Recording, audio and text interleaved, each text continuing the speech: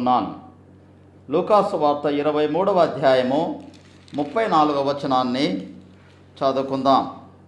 యేసు ప్రభువు శిలువ మీద పలికినటువంటి ఈ తొలి మాట ఇలా ఉన్నది.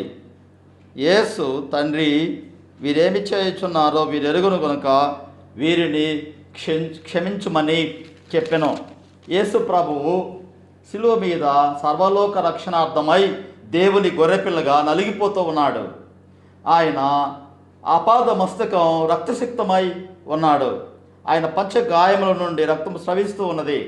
ఆయన మానవాళిని ప్రేమించి వారి నిత్య జీవాన్ని ప్రసాదించడానికి శిలువలో వేలాడుతూ ఉన్నాడు. భూమి ఆకాశములకు మధ్యలో యేసు ప్రభువు ఆయన శ్రమలను అనుభవిస్తూ ఉన్నాడు. ఆ సమయంలో ఆయన పలికినటువంటి ఈ మొదటి మాట ఆ శిలువ కింద ఉన్నటువంటి